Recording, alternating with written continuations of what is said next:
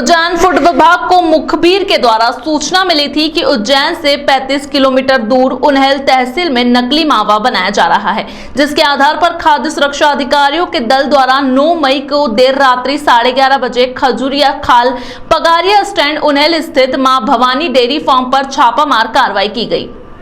मौके पर वनस्पति मिलाकर मावा बनते हुए मिले। खाद्य सुरक्षा प्रशासन की टीम ने मौके पर मावा बनाते पाए गए और 9 ट्रे में रखे हुए मावा में से 5 मावा के नमूने, 1 केन में रखी गई क्रीम में से क्रीम का नमूना, 2 प्लास्टिक के टब में रखे गए घी में से घी का नमूना एवं प्लास्टिक के टब, प्लास्टिक की बाल्टी एवं 15 लीटर प्लास्टिक टीन में रखे गए वनस्पति में से नमूने लिए हैं और राज्य खाद्य परीक्षण प्रयोगशाला जांच के लिए भेजे गए। वहीं मौके से जांच के लिए सैंपल 231 किलोग्राम मावा, 17 किलो 600 ग्राम वनस्पति, 22 किलोग्राम घी, 65 लीटर दूध, 10 किलो 580 ग्राम क्रीम को जब्त किया गया है।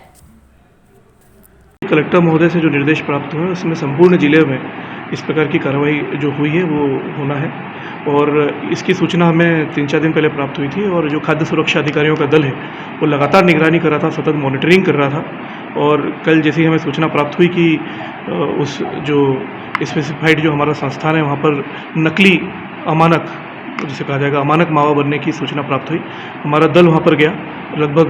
9 तारीख की मध्य रात्रि में ये कार्रवाई हुई और 12 विभिन्न प्रकार के खाद्य सामग्रियों, लगभग 12 प्रकार की जो विभिन्न खाद्य सामग्रियों के हमारे द्वारा सैंपल लिए गए और सैंपल लेने के बाद जो सामग्री वहाँ पर शेष थी उसमें लगभग 231 किलोग्राम के करीब जो है वो मावा था और विभिन्न प्रकार की सामग्री जैसे कि वनस्पति है, दूध है, घी है और क्रीम है, इस प्रकार की संपत्ति को जब्त किया गया है। क्या कुछ कार्रवाई की जाएगा, कुछ जुर्माना भी अभी उसमें क्या? देखिए, अभी जो विधिवत है उनके सैंपलिंग लिए गए हैं और सैंपल को लेने के बाद उसे हम प्रयोगशाला में पहुंचाएंगे, जो राज्य खाद्य परीक्षण प्रयोगशाला है और उसके बाद वहां से जो नतीजे आएंगे, जो परिणाम होंगे, रिपोर्ट प्राप्त होती है हम नियमानुसार कार्रवाई करेंगे। और संपूर्ण जिले में जो है इस प्रकार की यदि सूचना प्राप्त होती है तो